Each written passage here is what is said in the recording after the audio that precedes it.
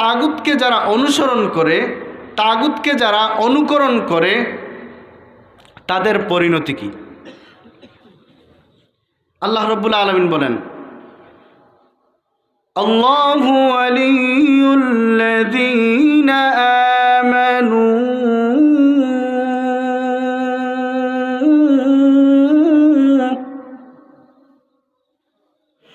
ও দুনিয়ার মানুষ, যারা ঈমানদার তারা অভিভাবক বানায় আল্লাহকে, তারা বন্ধু বানায় আল্লাহকে। ঈমানদাররা অভিভাবক কাকে বানায়? আল্লাহকে। আর যারা অবিশ্বাসী, সত্যকে অস্বীকার করে, তারা অভিভাবক বন্ধু বানায় কাকে? আল্লাহ কুরআনে বলেন, ওয়াল্লাযীনা কাফারু আউলিয়াউহুমুত তাগুত। যারা অবিশ্বাসী, যারা সত্যকে অস্বীকারী, তারা তাদের বন্ধু, তাদের অভিভাবক বানায় তাগুতকে। যারা ঈমানদার তাদের বন্ধুকে, আরেকটু জোরে বলুন, আল্লাহ। আর যারা অবিশ্বাসী তাদের অভিভাবক, তাদের বন্ধুকে তাগুত, তাদের বন্ধুকে তাগুত। এখন আল্লাহ কি বলেন দেখুন, ইউখরিজুহুম মিনাজ-যুলুমাতি ইলান-নূর।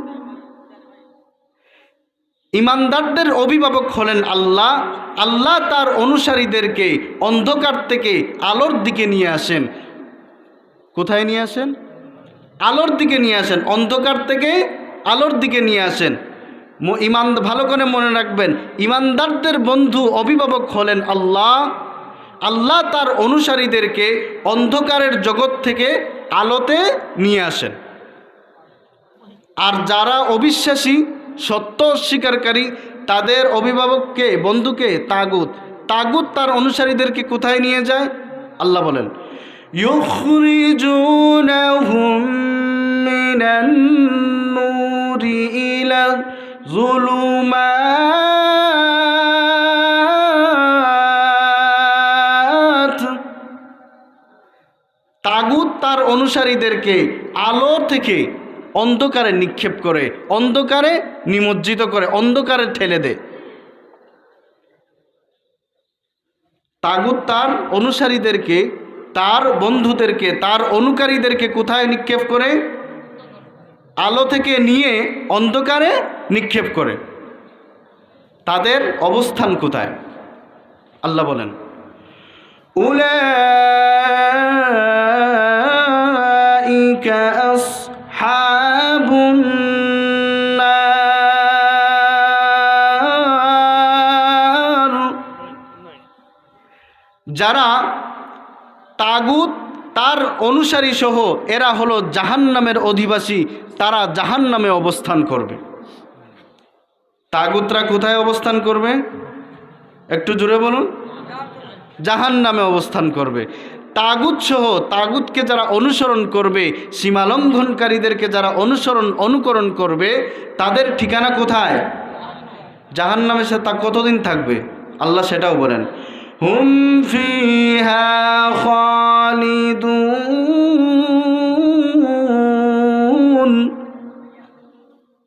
এই তাগুত সহ তার অনুসারীরা জাহান্নামের অধিবাসী, জাহান্নামে অবস্থান করবে, আর তারা জাহান্নামে চিরদিন, চিরকাল থাকবে।